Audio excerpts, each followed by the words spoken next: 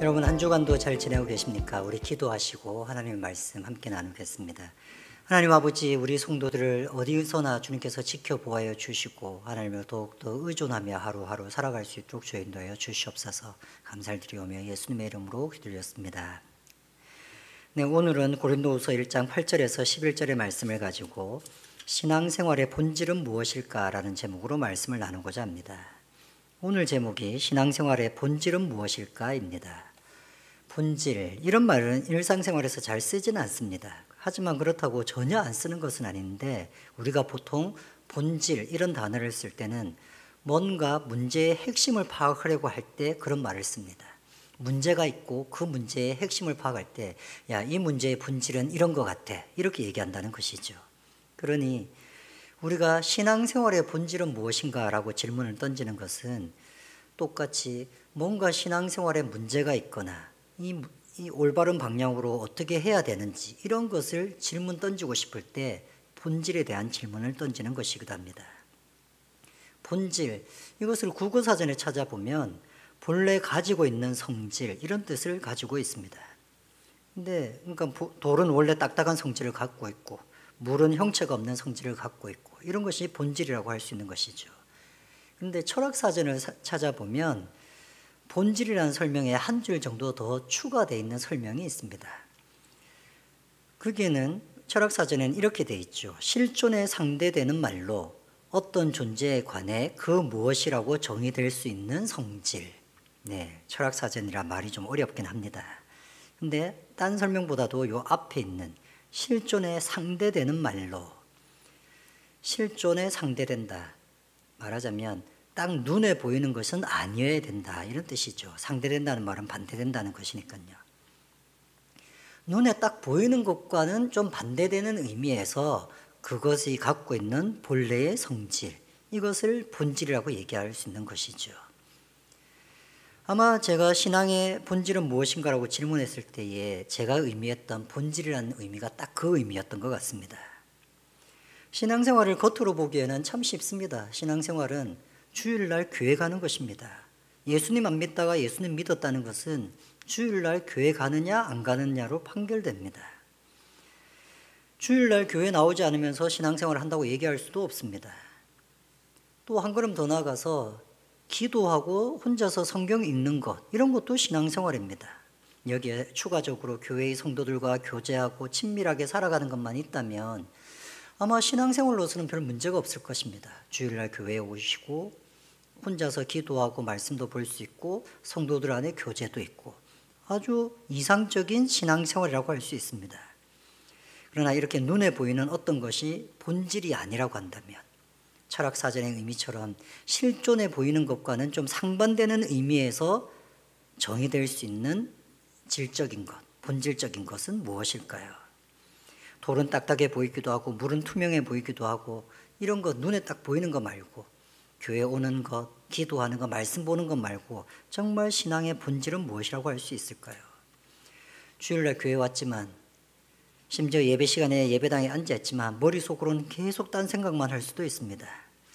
성경을 읽었는데 무슨 이야기인지도 하나도 모르겠고 그냥 글자를 읽었다면 그냥 글자만 읽은 것밖에 생각나지 않습니다. 기도를 했지만, 기도한다고 눈을 감고 있긴 했지만 뭘 기도했는지도 하나도 모르겠습니다. 실제로 우리가 기도해 보면 기도하는 시간보다 오히려 딴 생각하면서 보내는 시간이 더 많을 때도 많습니다. 이렇게 기도하고 이렇게 말씀을 보고 있고 이렇게 예배를 참석해도 어느 누구도 그것을 구분해낼 수가 없습니다. 물론 그렇게 기도하고 그렇게라도 예배에 참석하는 것이 정말 괜찮다고 얘기할 수 있습니다. 그렇게라도 성경 보고 기도하고 예배 참석을 하고 얘기하는 이유는 그것이 올바르기 때문은 아닙니다. 확률의 문제라고 생각하기 때문입니다. 그렇게 기도하다가 막 딴 생각하면서 기도하다가 어쩔 때는 하나님께서 은혜를 베풀어 주셔서 기도를 제대로 할 수 있습니다. 성경 뜻도 모르고 읽다가 어떨 때는 그 말씀 한 구절이 가슴을 탁 박을 때도 있습니다. 내 예배 시간에 맨날 자고 막 딴 생각하고 있었는데 어느 날은 그 예배에 온전히 몰입해서 하나님 앞에 예배 드릴 수도 있습니다. 그런 것을 기대하기 때문에 괜찮다라고 얘기하는 것입니다. 그렇게 기도해도 괜찮다고, 딴 생각해도 괜찮다고, 기도하다 보면 어쩔 때는 하나님께서 은혜를 주신다고. 바로 확률의 문제입니다. 10번 기도하다가 몇 번은 하나님께서 진짜 기도답게 할 수 있도록 이끌어 주시는 게 있기 때문입니다. 산만하게 예배 드리다가 어쩔 때는 정말 하나님께서 깊은 예배로 들어가게 하실 때가 있기 때문에, 그 확률이 있기 때문에 그런 것도 다 가치 있고 의미가 있습니다. 하지만 지금 확률에 대한 문제를 얘기하는 것이 아닙니다. 지금은 본질에 관한 이야기입니다. 여러분, 예배 시간에 뜻을 모른다 하더라도 참석하는 거, 너무너무 환영합니다. 뜻도 모르지만 성경 읽는 거, 너무너무 격려할 수 있습니다. 기도가 너무 힘들어서 딴 생각만 하신다고요? 괜찮습니다. 그러나 그렇게 하는 중에 어떤 본질적인 요소는 과연 무엇일까요? 확률이 아니라 본질에 대한 것. 본질이 중요한 이유는 그것이 방향을 제시해 주기 때문입니다. 본질을 잃어버리지 않으려고 노력하는 것이 좋은 방향입니다. 신앙생활의 본질을 붙잡으려고 기도하고 본질을 붙잡으려고 말씀을 본다면 흐트러지지 않습니다. 기도하는 본질, 예배드리는 본질, 여러 가지가 있을 것입니다. 그러나 지금 바울은 자신의 경험을 통해서 하나님에게 배운 것을 이야기합니다. 그것을 보면 신앙생활의 본질이 무엇인지를 알 수 있다고 생각합니다. 먼저 바울은 자신의 경험에 대해서 먼저 얘기합니다.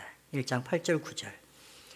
형제들아, 우리가 아시아에서 당한 환난을 너희가 모르기를 원하지 아니하노니 힘에 겹도록 심한 고난을 당하여 살 소망까지 끊어지고 우리는 우리 자신이 사형 선고를 받은 줄 알았으니. 형제들아, 아시아에서 당한 환난을, 아시아라고 하면 오늘날 터키 지역입니다. 성경에서 아시아라고 하는 것이 오늘날 터키고, 그 터키 지역의 수도가 그 당시에 에베소였습니다. 그리고 바울은 지금 그 에베소에서 고린도에 편지를 보내고 있는 것입니다. 거기에서 자신들이 많은 고난과 환난을 당했다고 얘기하는 것입니다. 그것을 고린도에 사는 사람들에게 너희가 모르지 않았으면 좋겠다고, 꼭 알았으면 좋겠다고 얘기합니다. 얼마나 큰 고난이었는지, 힘에 겹도록 심한 고난을 당하여 살 소망이 끊어졌다라고 얘기합니다. 이제는 죽겠구나, 이제는 끝났구나. 그래서 그거를 이어서는 사형 선고를 받았다라고 표현합니다. 어쩌면 하나님께서 이제 끝났어, 이제 너는 지상에서의 사역은 다 끝났어, 이렇게 사형 선고를 했다고 느꼈는 줄도 모르겠습니다. 바울은 이제 드디어 내가 순교하고 끝나는 거구나, 죽음 앞에서의 두려움도 어쩌면 있었을 수도 있고, 아니면 이제는 다 끝났다고 하는 후련함도 있을 수 있고, 그런 경험을 하고 가까스로 살아남았다는 것입니다. 어떤 고난을 당했는지 여기서 구체적으로 설명하고 있지는 않지만 고린도후서 11장에 가면 하소연하듯이 사도 바울과 그들의 일행이 겪었던 고난들을 11장 23절에서 27절까지를 쭉 얘기합니다. 거기 보면 수도 없이 맞았고, 유대인들에게는 40매 하나 감았네, 39대의 매를 태장을 맞고, 그걸 5번이나 맞고, 돌에도 맞고, 배가 파선한 게 3번이었고, 그래서 그 일주일 동안 물에만 둥둥 떠 있을 때도 있었고, 여행하면서 강도의 위험도 당했고, 동족 이스라엘 민족이 죽이려고 하는 위험도 당했고, 여러 가지 수고, 그리고 굶주리고 헐벗고 배고프고 추웠던 경험들까지 다 있었다고 얘기합니다. 어쩌면 이런 모든 경험들을 다 얘기하는 것일 수도 있습니다. 그렇게 고생하면서 사는 것 중에 어떤 부분에서는 이제는 드디어 내가 죽겠구나, 그 상황까지 갔던 것입니다. 바울은 자신이 죽을 고비를 겨우 넘겼다는 것을 얘기하면서 정말로 이런 고생 가운데서 하나님 앞에서 배운 것이 있다고 얘기합니다. 그가 이런 고생 가운데서 배운 것, 그것이 무엇이었는지 9절은 이렇게 얘기합니다. 우리는 우리 자신이 사형 선고를 받은 줄 알았으니 이는 우리로 자기를 의지하지 말고 오직 죽은 자를 다시 살리시는 하나님만 의지하게 하심이라. 극적으로 살아남은 다음에 이것은 내 힘으로 살아난 것이 아니라 하나님께서 살려주셨구나 라고 고백하는 것입니다. 죽은 자도 살리신 하나님이신데 그 하나님이 그래서 나도 살리셨구나, 이렇게 얘기하시는 거고 있는 것이죠. 지나고 나서 보니까 하나님만 의지하라는 것을 가르쳐 주기 위해서 그 죽음 문 앞에까지 가도록 내버려 두셨다는 것입니다. 사도 바울은 하나님만 의지하는 것, 그것을 신앙의 본질로서 얘기하고 있는 것입니다. 하나님이 바울에게 가르치고 싶었던 것이 바로 그것입니다. 하나님만 의지하게 하는 것. 바울이 기도를 잘 못했겠습니까? 바울이 성경을 몰랐겠습니까? 바울이 예배를 드리지 않는 사람이었겠습니까? 그런데 하나님이 그에게 요구하는 것이 있었다면, 가르치고 싶은 것이 있었다면, 훈련시키고 싶은 것이 있었다면 바로 그것을 하나님을 더욱더 의지하게 만드는 것이었습니다. 바울은 보통 사람이 아닙니다. 예수님이 특별히 자신의 사역자로 세운 사람이었고 12명의 제자가 아니었음에도 불구하고 사도로 세운 사람이었습니다. 이를 위해 예수님은 유대인의 랍비로서 교육을 받았던 바울의, 예수님 믿기 전에 바울의 모습도 그대로 사용하신 것 같습니다. 그래서 지식이 충분하게 있는 사람이었습니다. 구약 성경 지식이. 그리고 예수님은 바울을 다메섹 길에서 직접 만나셔서 환상 중에 계시를 통해서 그에게 복음을 가르쳐 주셨습니다. 그래서 바울은 예수님을 믿자마자 바로 다른 사람들에게 복음을 전할 수 있는 교사의 역할을 할 수 있었습니다. 그래서 바로 복음을 전하는 사람이 되었기 때문에 바로 고난도 당하게 되었습니다. 그런 고난을 당하다 고향으로 피신하게 됩니다. 사도 바울은 고향에서 어떻게 살았는지 잘 설명하지 않습니다. 추정으로는 집안에 아마 파문을 당했을 겁니다. 당연하지 않겠습니까? 그 당시 랍비를 하라고 보냈더니 예수님의 제자가 되어서 돌아왔으니까요. 당시 랍비는 결혼한 사람이어야 했기 때문에 바울은 이미 결혼한 상태였을 거라고 우리가 추정합니다. 그러니 아마 바울은 아내와도 파혼을 했을 겁니다. 그래서 그는 평생 독신으로 선교 사역을 감당하게 됩니다. 그렇게 고향에서 한 9년, 10년 가까이 살았습니다.